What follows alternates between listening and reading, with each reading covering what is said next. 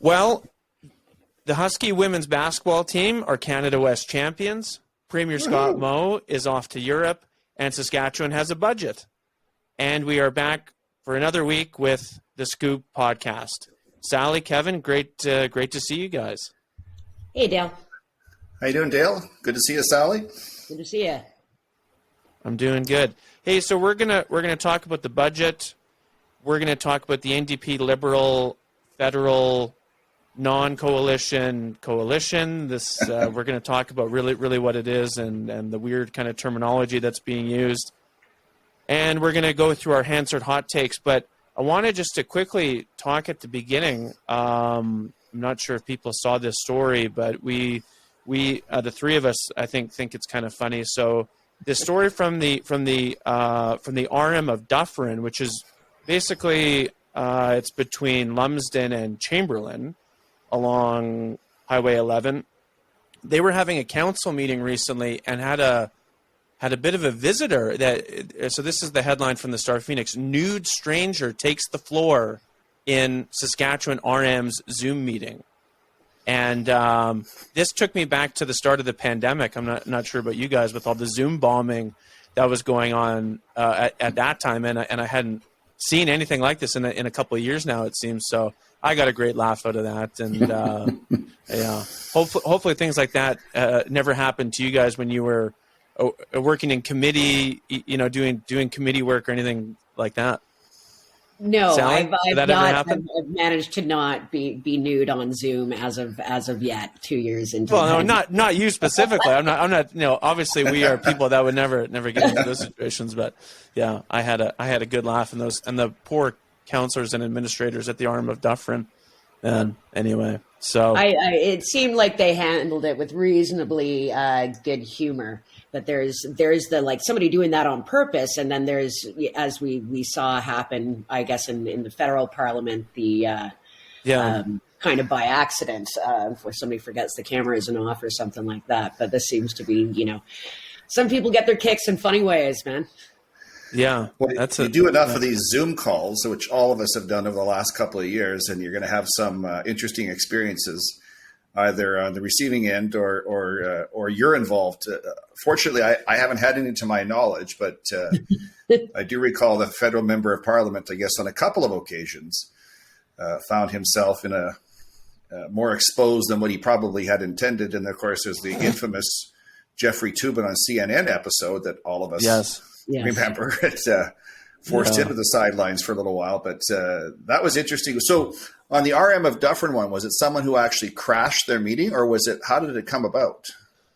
Yeah, I think that's what they said. I think they just the administrator. I think she says in the story that she just got a little too, she was just admitting everybody into the Zoom meeting, and maybe it wasn't quite as circumspect. But yeah, I think it was a Zoom bomber with the intention of presenting to the council, if you will. Yeah. I've seen people in meetings where their kids come in the room, or their animal, their pet, their cat or dog, or whatever, jumps up on their lap while they're in the middle of a Zoom call. But so far, knock on wood, I haven't had any experiences like the RM of Dufferin. A cautionary tale. No kidding.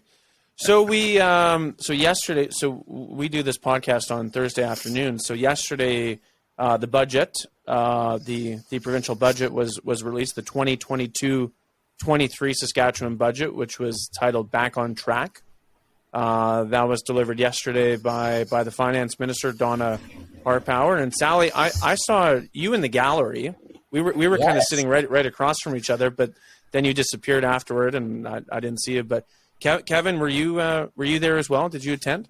I was not there. I sat in my living room and watched it on TV. So much more comfortable than sitting in the wooden benches up in the gallery. Brutal. I was through 6 of them when I was in government, twice as finance minister, and then 4 times observing the finance minister deliver the budget. I know it's a long day for everyone involved, certainly a long day or a long time to sit there for those visitors that are coming to the legislature with all the additional enhanced security provisions now you have to go through, and parking and find a seat and all that kind of stuff. So, but if you've never been to it, and I saw some pictures on Facebook of MLAs inviting constituents, whether they're school students or people that have just never been to, maybe even been to the legislature. It is a pretty exciting day, and it's the throne speech has all the pomp and circumstance associated with it, with the lieutenant governor and the honor guard and firing the guns and all that kind of stuff, the gun salutes, and then the budget, of course, has all the anticipation of what's going to be in the budget and all the media and the folks in the rotunda, and so it's if you've never been, it's quite an experience, and but I watched it from the comfort of my living room yesterday. Yeah, it was. I was thinking about it. It was so yesterday was the first budget that I had attended that I hadn't worked at as a staffer at the Ledge since 2012. So yeah, it was interesting going as a stakeholder and not as somebody who's running around with their hair on fire afterwards. So. It was really pleasant to not work a budget day and just kind of observe. But I mean, what was fascinating about it to me was, for media and MLAs and staff and everybody having all these people in the legislature again. And my entire tenure as chief of staff has been through what was through COVID. And so, seeing the Rotunda pact was really exciting in many ways, but it was also talking to some of my friends in the media and the scrums after. They're used to doing press conferences and scrums with no noise. Right? Like even if you've got some guy pulling a trolley down, at the other end of the hallway, you're like, keep it down. And all of a sudden they're trying to, do all their audio. They had to recalibrate and everything, and that's what budget day has normally been. But they got so used to just like the absolute austere silence of just one person in the rotunda. And so it was, a little chaotic in that respect. Well, and not to get too technical on the staffer side of things, but the premier. So previously, the premier used to do media with each of the different outlets. He would kind of make the rounds, and he would start with CKRM and then go to Gormley and so on. And now, I guess at least yesterday, Premier Moe, he was at a single podium, single mic, and the media they just ask him questions. But I walked through there when he was doing his press conference, and I couldn't hear a single word that they were saying. So I mean, hopefully he understood what the media were asking him. And on TV, it comes across like he's yelling at these people because he's trying to speak so loud with the roar and the din of the people that are in the rotunda that aren't shown on camera. Yeah, it's difficult, but it was a unique setup. I hadn't seen it that way before, but right. It looked like Premier Moe was yelling at reporters or his answers kind of thing, and that's just to be heard. That's all. Yeah, no, it was something. So we're gonna get into the budget, but I did want to say that both of you guys were bang on with a couple of predictions. So Kevin, you just about nailed the price of oil. That was guessed. Forecast. Forecast. Yeah. Forecast. And Sally, you were bang on with affordability stuff. That was, it seems like that's obviously been one of the big themes coming out of it. I guess, just from either of you guys, I guess initial thoughts, high level thoughts, and we'll kind of dig a little bit deeper into some of the topics. But what did you guys think? Sally, do you want to go ahead? Yeah, I mean, on the affordability thing, I was surprised to see this the tax on fun, putting the PST on rider games and concerts and all these things. It just seemed like, obviously you've got to look at revenue generation and everything, but of all the things to do to come out and say, like, we're going to make riders games more expensive, it seemed to me a bit of an old goal in that respect, particularly at a time where you want people gathering, you want people back and getting out of the house and going out and spending their money and, going out to events and concerts and everything like that. So that for me, like the top line, and there was, there's some good headlines, but one of the headlines, I think it was global, was, basically price of riders game is going up, and that is not a great headline to have the day after the budget in Saskatchewan. Yeah, well, and especially when the riders are having quite a tough time getting people to go to their games, which was not something we would have said a few years ago. So, yeah, no, that was interesting. Kevin, what did you think about the entire affair? Well, as I said at our chat last week, I was interested to see what their forecasted revenues were looking like, and they are up significantly over the previous year for obvious reasons. I think revenue is up some. The forecasted revenue is up some 18% from last year's budget, whereas expenditures are up just a little over 3%. So, that's a nice problem to have, I suppose, in the sense that you've got more money to spend on your priority areas. And if you go back and look at the numbers again, I've said this, that healthcare, education, social services, and the justice system, or they call the protection of persons and property section in the budget, those four areas take up literally 75 cents of every tax dollar from an expenditure perspective. So every other aspect of government, including interest on the public debt, has to come out of that remaining 25 cents. So, and as I said last week, if you look at every provincial budget across Canada, that tends to be the exact same levels, if you will. Those four major areas are the priorities of any provincial government, of any political stripe: healthcare, education, which includes post-secondary education, social services, and your justice and correction system. So no surprise there. Increases in those areas right across the board. Still running a deficit. Some were speculating last night and this morning on various talk shows and punditry that, had you just inched up the commodity prices a little higher, you could have had forecasted revenue to put you back in balance. Yeah. That's a bit of a mugs game. We'll see updates during the course of the year with their first quarter and mid-year reports as to how that is panning out. But it really is a mugs game. And, I joked last week about guessing at the price of commodities. You look at the professional ranges with respect to these different forecasting agencies across the country and the banks and the investment houses as to where they're pegging these commodities. And you kind of lop off the top couple and lop off the bottom couple, and then you kind of take an average of 10 or 12 in the middle to set your price. They would have had to set their price. They set their price a little bit later than Alberta, so they're a little higher than Alberta on oil, but that's an average. So, I think I said $76 and they came in at 75 for the average price of oil over the course of the next fiscal year. So, at potash, they came in at $400, $407 per ton. These are US dollars. And I think I saw recently Nutrien sold some potash at, close to $600 a ton. So is that light? Well, it remains to be seen because these commodities fluctuate all during the course of the year. So, I think the minister gave herself a bit of wiggle room there with respect to on the revenue side, because the last thing you want to do is have those revenues plummet during the year when you're committed to spending $17 billion plus, and to have your revenues plummet during the course of the year. I think she gave herself some wiggle room there. Yeah. No, the big takeaways for me were how much the deficit was reduced from what they projected. I mean, it was something like more than $2 billion that was reduced from the budget compared to what they were forecasting. And then second, a huge healthcare budget. And I kept thinking yesterday about when I worked in the health minister's office and Dustin Duncan announced that we were going to amalgamate the 13 health regions down to one. This was 2016.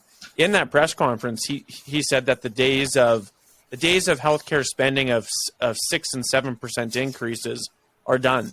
They're over. And obviously it's 2 years of a pandemic that have kind of turned that around. But one of the years, I think the health increase was only 1.6%. That might have been 2017, Kevin. But that was I think the total health increase was over 5, close to 6 yesterday. Plus capital spend, I think it made it close to 7% increase. So, yeah, very lots and lots of healthcare, surgical funding on. That was kind of their lead with it. So, do you guys think this budget do you think when it comes down to it, do you think in a couple of weeks from now, do you think anybody is going to be really, really excited about it? or on the other hand, really, really mad about it? Do you think that this is like a pretty safe down the middle budget in that sense, or what do you think, Sally? Yeah, it's not, none of the things are kind of setting the world on fire. The increase to health spending, it does seem like, a major increase and a big price tag. But I mean, what else would you find or expect after 2 years of the pandemic? And we talked about the surgical wait times. They were already pretty high before the pandemic. So this idea that like, oh, we're going to, spend $20 million to get them back to, frankly, not a very acceptable level pre-pandemic.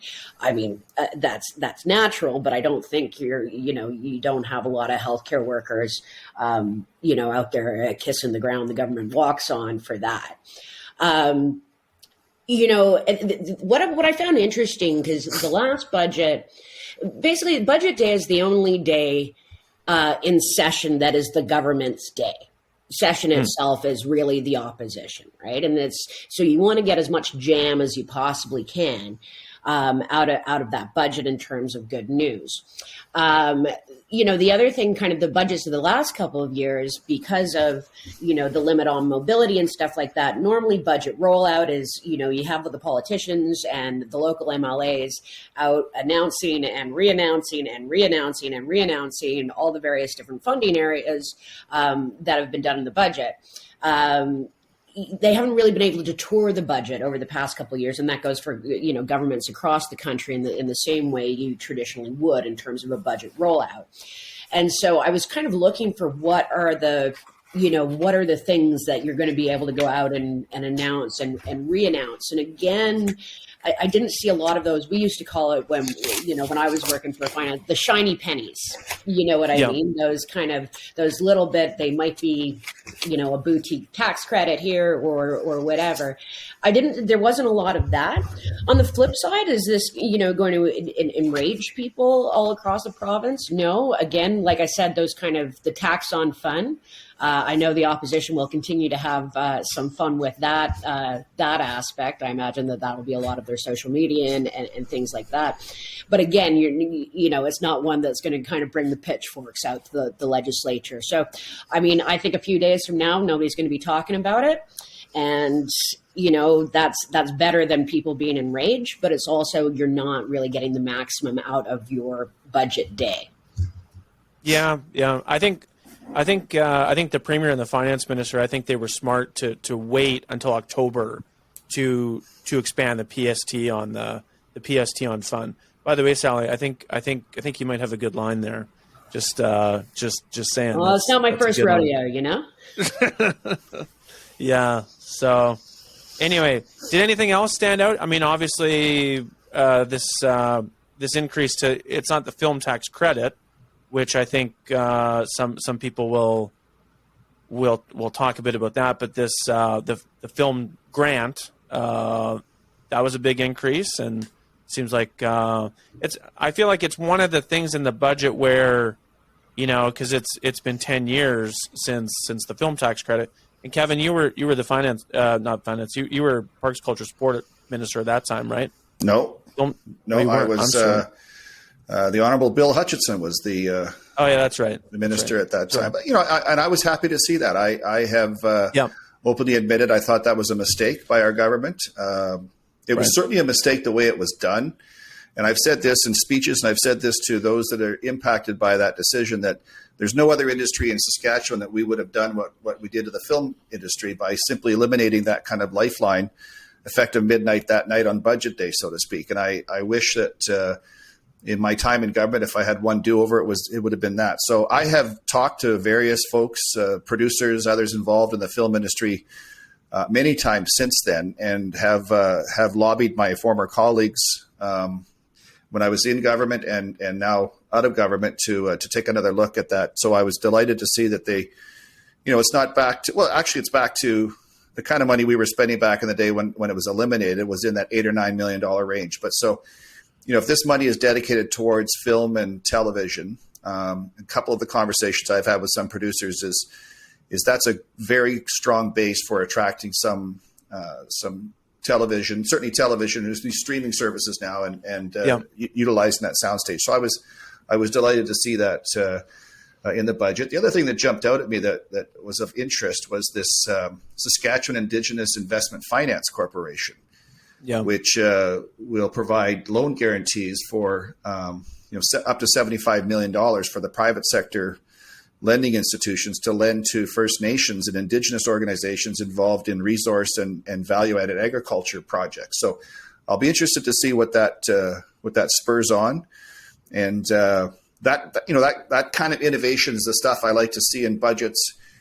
Depending on the fiscal situation you're in, as Sally said, in some cases you want the budget to be off the front page the next day and just ho hum, let's move on, nothing to see here, folks.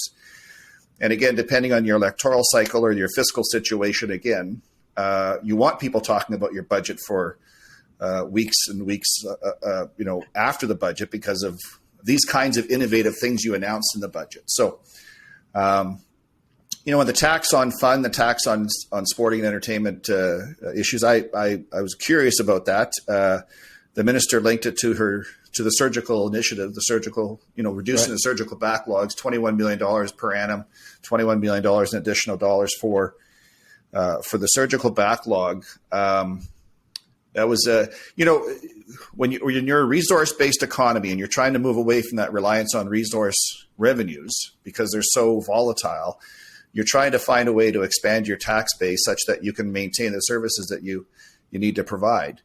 And that's a difficult thing to do. To find that tax base. So I've often said I'm not privy to the data they're looking at when Treasury Board is looking at these ideas and what finance has analyzed. So I'll let the minister explain why they did what they did on that particular tax.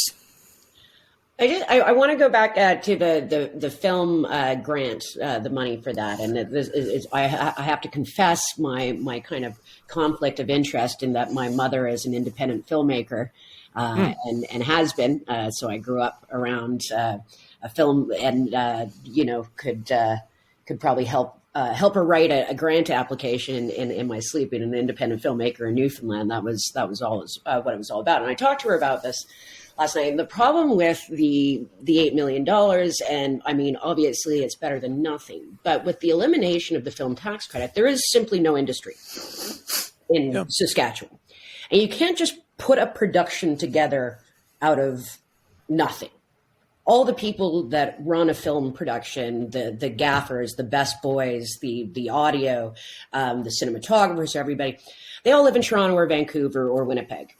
Now, and the idea that you're going to kind of come back to work on a 3-month production when, you've actually got a kind of a full-time job and gig in one of these centers that actually does support the film industry is difficult. So talking to a couple of filmmakers in Saskatchewan yesterday, as well as my own mom about it, it's like, so great on the surface, you've got that incentive to come in, but it's very difficult. And the other thing is that's not, that's 1 year, right? So there's no, for somebody to be like, oh, we're going to now, move back to Saskatchewan and develop an industry here where you do not know if that money is going to be in next year's budget.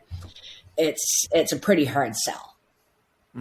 Well, and the finance minister did say that that the grant applies to Saskatchewan labor and so on and so forth. So. Yeah, I think you're right, Sally, that if there's nobody or very few people now working in the film industry, it would be hard to get that. But I mean, maybe what they're trying to do is to bring them back so that in the years to come, there is that labor force working in the film industry. My best friend, you guys. The one thing I was delighted to see in the budget is the renaming of the film of the sound stage, the John Hopkins sound stage. John Hopkins, lovely man who passed away recently, and I thought that was a really nice honor for him. Yeah, no, people were crying in the gallery where I was sitting when they announced it. It was a very, very nice moment when that was announced. So. I was going to say just on the film industry, my best friend Ryan Bruce, he's an actor in and a filmmaker, and he's from Saskatoon originally, and he lives in Toronto, and he lived in Vancouver, and it is a bit of a sore spot with him, and we've had some conflict talking about it, and I, as a dutiful Sask Party supporter and former staffer, have done my best to defend that. But yeah, it's hopefully that industry comes back with this increase, and at the very least it starts to build up over the next couple of years. So yeah, any final thoughts on this wonderful, maybe very exciting, maybe very boring budget? Just that I don't think, it's basically it's off the pages as of kind of tomorrow, right. Yeah, and again, I think if you continue and if you continue to look at the revenue side of it, as to it'd be interesting first quarter and mid-year report to see where they're at revenue wise, if commodities continue to because of conflict in Ukraine, obviously, and other factors, if commodities continue to stay at a very high level, much higher than what they're forecasting, could be a very different situation a year from now about getting back to balance. Yeah. Well, actually, just before we move on, that was the one thing that I was going to ask. I was a little surprised that they still projected not to balance until I think it was 26, 27. And I figured, boy, if they've depleted, more than $2 billion from the deficit, or cut $2 billion from the deficit in 1 year, and as you say, Kevin, if the resource prices keep at least staying stable, or maybe even going up a little bit, do you think that's planned, you guys, Kevin in particular, that well, again, right now we're going to say we're going to balance by 26, 27, but we're actually going to balance a couple months before the next election in 2024? I don't have access to the data they're using for the econometric models inside finance. I'm just being straight up honest. So where they've landed on these things is probably their best forecast for where they anticipate their revenue levels to be as they continue to invest in those four major areas identified. So I take the minister at her word. That's what they're forecasting. Again, as the year rolls out, we'll have a much better idea of where those revenues are really coming in at. Yeah. Well, it'll be interesting. We'll, I'm sure as things continue to unfold here, maybe as Sally says, that that'll be it. Budget will be a one-day story, but as I think we talked about last week, there's always something that comes out of the budget that people maybe didn't think of or they didn't see. So we'll see how it goes. All right, we should talk about the Liberal. So we're going to talk about federal politics here for a couple of minutes. This Liberal Party NDP. What are they calling it, you guys? A confidence supply and confidence motion, I believe. And what does that mean exactly? Does anybody know? Yeah, it's not like a formal and I am not the parliamentary nerd here. That is not my area of expertise. But it's not a formal coalition. A formal coalition, like you see in kind of Europe and stuff like that, is you govern together. Essentially, you'd have New Democrat members of the cabinet. This type of agreement is basically, and why it came out so formalized, I'm still not entirely sure. But they agree not to, with a minority government, basically the NDP has agreed to not collapse the government over a confidence motion, such as a budget bill, until 2025 in exchange for the Liberal government promising to enact some key New Democrat things that we've campaigned on in the past, such as dental care, pharmacare. Those are the main ones. So that's the long and short of it, basically. So it's an agreement. It's a formalized agreement to just say that we are not going to be in another election in a year and a half from now, which I think is delightful. Yeah, no, it is good. I think from my perspective, and I posted this on Facebook, just to kind of pull it back to Saskatchewan here. I think it is this agreement between the two federal parties is bad for Saskatchewan but really good for the Saskatchewan Party. And we've seen that already. I think this week. I mean, the Premier had a couple very very good lines about how the Saskatchewan NDP has elected their new leader, Justin Trudeau, and I mean, I agree with you, Sally. I don't want there to be another election for many years. I'm sick and tired of elections, and I like elections, but I don't think it's going to be good for the province. Kevin, what do you think? Well, excuse me, I have been all over the map on this and trying to figure out who got who on this one, and I can't help but come to the conclusion that the Prime Minister completely outfoxed Mr. Singh. Now, I don't know Jagmeet Singh from a hole in the ground. I've never met the man. I think he's probably a very nice person. I'll be perfectly honest in saying that I've never been impressed with him as a strategic politician.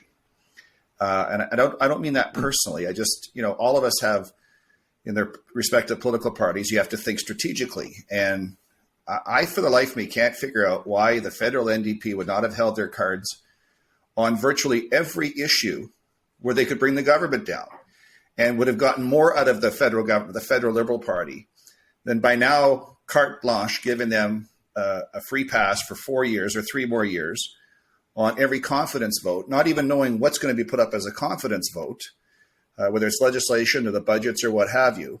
I can't help but think that if you are a non-Liberal voter in this country, and that means you vote for the NDP, the Conservatives, the BQ, Green Party, whatever. If you're a non-Liberal voter in this country, you're probably pretty upset with Mr. Singh in this deal because Canadians did send back a minority parliament for specific reasons. Now, two parties getting together and agreeing on things, that happens all the time. That's how the Sask Party was formed, for crying out loud, by 4 Liberals and 4 Conservatives getting together. But here's who I think this is going to hurt the most, and you've hit on it, Dale. It's going to hurt provincial NDP parties, particularly Ms. Notley in Alberta, Ms. Beck, if she's the next leader here in Saskatchewan, or whoever is the next leader in Saskatchewan, and Andrea Horwath in Ontario. And here's why I say this, is that, the federal NDP and provincial wings are joined at the hip. That's a well-known fact that they're one and the same, so to speak. But if you watch Mr. Singh and his MPs now get up in the House of Commons every single day during question period and criticize the federal Liberal government for whatever policy or decision, and then the Conservatives turn to him and say, "But you're going to support him, right?" Well, yeah, we're going to support him. How in the heck does Rachel Notley or Carla Beck or Ryan Miley until he leaves, or Andrea Horwath defend those kinds of decisions if they're policies brought in by this federal government that are antithetical to Alberta, Saskatchewan, or perhaps even Ontario? Not so much Ontario, but more the Western provinces. So unless Notley, and she's done it before, stands up and denounces the federal NDP or separates herself from that, she's going to be defending the federal Liberal government on decisions that may not be very helpful to the province of Alberta.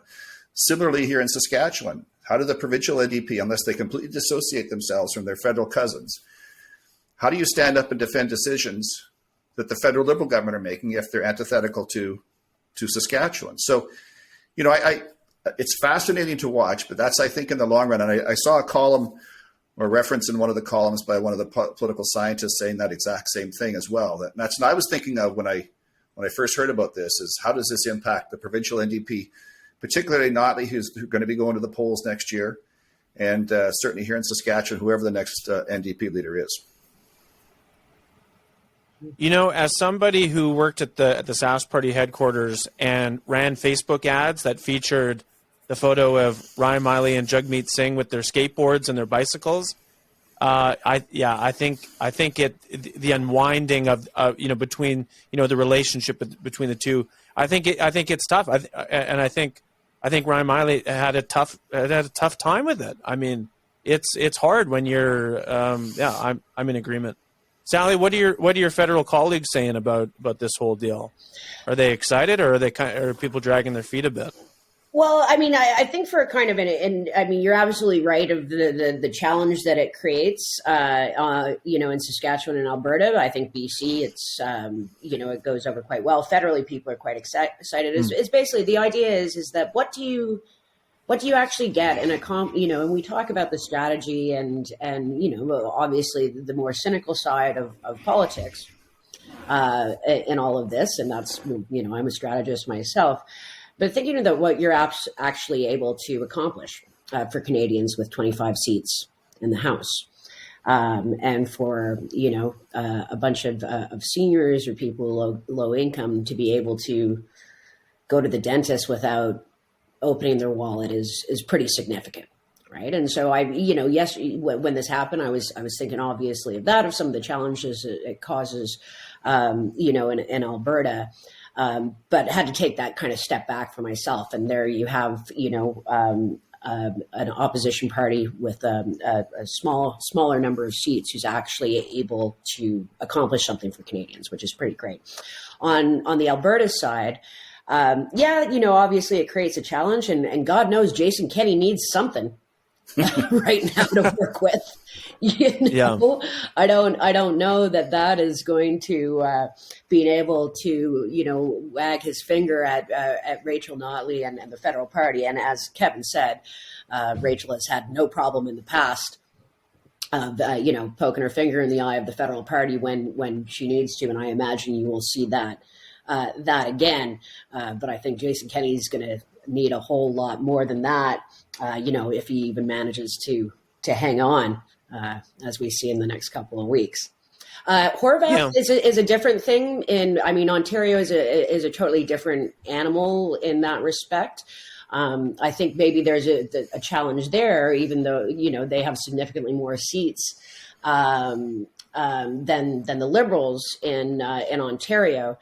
Is that kind of still the Liberal brand is so strong in Ontario, of being able to kind of, people go, well, if the NDP and the Liberals are going to work together, I might as well just vote Liberal like I always do anyways, right? So it's kind of it's almost the flip side of the coin for Horvath, but I don't think it's the same challenge that the provincial wings face in Alberta and Saskatchewan. Yeah. Now, for the record, I do think that dental care, it now in 2022, it seems unusual that it was never included under Medicare, but that goes back all the way to 1962 or 64, whenever Medicare came in, and it just dental was never in it, and that's the reason why. And Medicare, of course, formed with a push by the NDP and a minority government. But why couldn't Mr. Singh have done that on each respective budget as they came to, as they're being rolled out? Why could he go and say, look, in this next budget, we have to see something on dental care or you're not getting our support?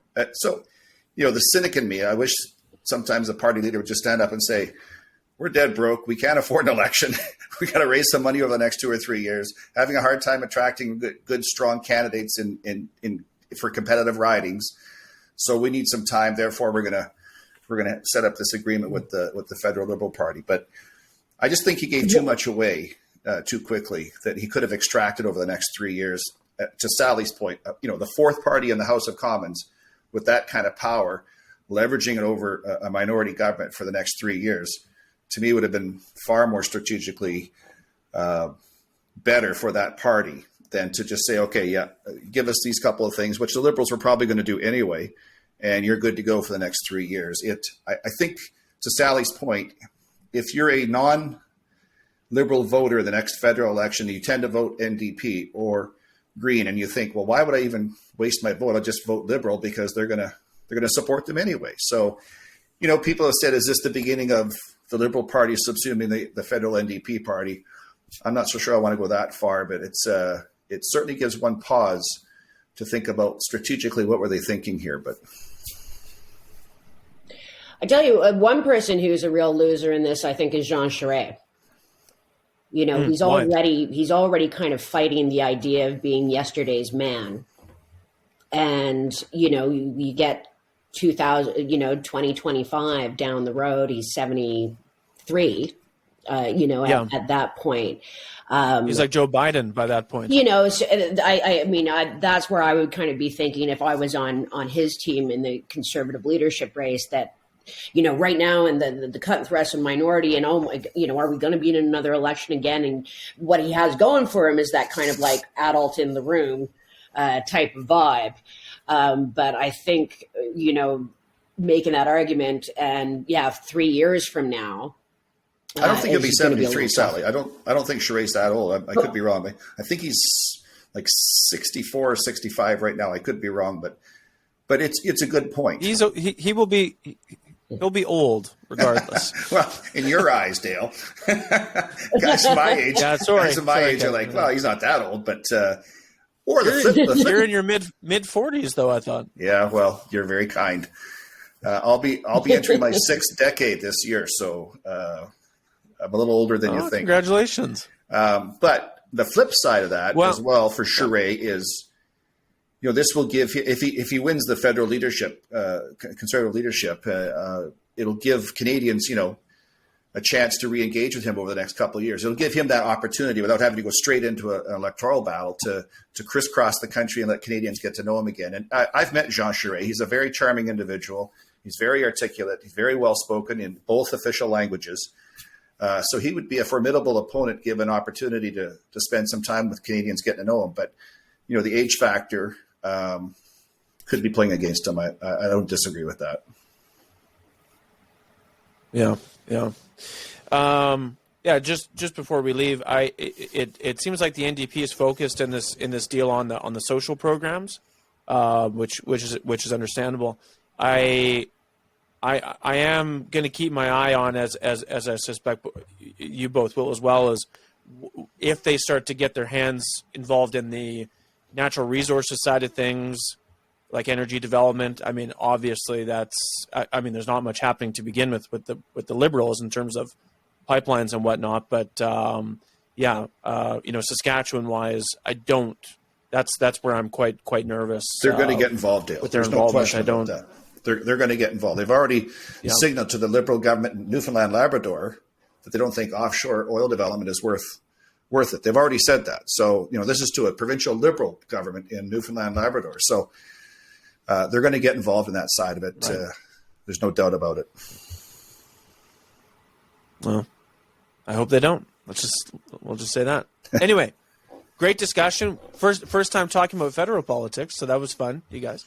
Hansard Hot Takes. This is where we give one thing that we're keeping an eye on that's flying under the radar a bit, maybe hasn't made its way into question period or caught up in the news in this province. Why don't I go first? Because you Sally, you put your hand up. I want to talk about daylight savings, and this is one where it's a Saskatchewan issue because we have it right here. Yes, we exactly. got it right. Hey. We don't do that. We don't mess around with that changing of the clocks nonsense here in Saskatchewan. When I moved here, it's one of my favorite things about the place, I have to say. But last week, you had in the U.S., the Senate passed a bill where they're looking at daylight making it permanent. And I mean, one of the challenges of Canada, like in BC and the bigger provinces, is not being aligned with the United States. So that's an exciting development to me, that if in all of North America we just stop this nonsense, it would be better for us all. Yes. Well, when daylight savings happened a couple of weeks ago, I was in Alberta for a stag. And let me tell you, the boys I was with, they were quite happy to have one less hour of sleep the next morning, as you might understand. Yeah. No, Phil Tank from the Star Phoenix, he wrote a column about daylight savings, and I was very confused by it, if I can be honest. I think he was arguing that our way of doing it here in Saskatchewan is good, but then he kind of seemed like he wasn't fully into it. I don't know, but yes, I love daylight. I love the way that we do daylight savings here as well. Kevin, what's your Hansard hot take? I'll go last, I guess. Well, I guess it didn't get a lot of coverage except on social media, and that's where I saw it. Was of course the Prime Minister is over in Brussels right now at a NATO conference with other NATO leaders, and had the opportunity to address the European Parliament, and which I found fascinating in the sense that this is a leader of a G7 country, for addressing another entity's parliament, if you will, and then after his speech, he has the opportunity for people to make comments or questions, and several members of the European Parliament went after him while he's sitting right there in amongst their legislative body. And I found that to be, I mean, it's almost akin to a leader of another country coming to our House of Commons and giving a speech, and then MPs are allowed to provide comments or questions afterwards and to take a run at that leader of a country. I just found it to be, it was extraordinary, actually. And it wasn't just one, there were several of these members of the European Parliament that went after Mr. Trudeau. And I found it, I mean, I guess for partisans, it's great, depending on what you're partisan about, but a little bit distasteful with respect to, they're dealing with an international emergency with respect to the invasion of Ukraine by Russia. And these NATO leaders are talking about what they're going to do to help out Ukraine or respond. And you've got European Parliament members taking a run at our Prime Minister for his actions back here in our country. So it was just it was kind of just a weird thing to observe. That's all.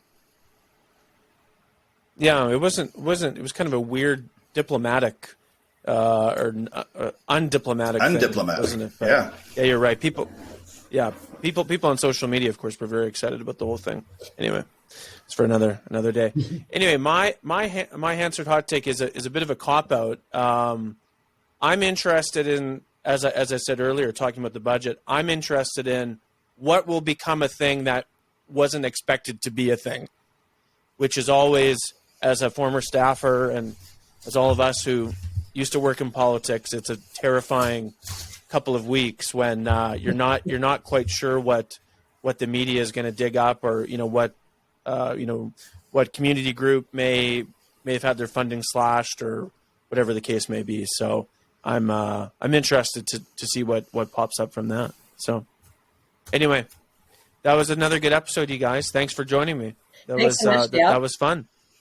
Terrific. And, for anybody, thanks, Kevin. Thanks, Sally. So we'll be back next week. Kevin is traveling to Ontario for the National College Basketball Championship. So we'll figure out when and where to record, but we'll figure it out, and we'll be back. We'll be back next week. Thanks very much. Terrific. Thanks so much.